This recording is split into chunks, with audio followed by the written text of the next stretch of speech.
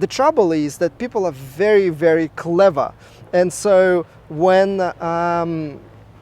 you are changing the way they're remunerated, the downside, of course, that has to be done by a professional.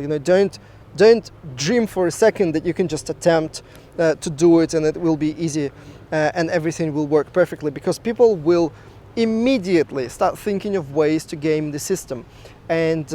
you need professionals to create the right remuneration structure, the right motivation, the long-term kind of risk-reward balance motivation, the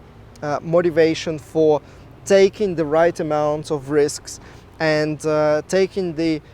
risks that are appropriate, not just in the short term, but also in the long term for organizations, because so many financial services have been burned on that when they created short-term incentives, and people just absorbed so much extra risk just for that short-term motivation. So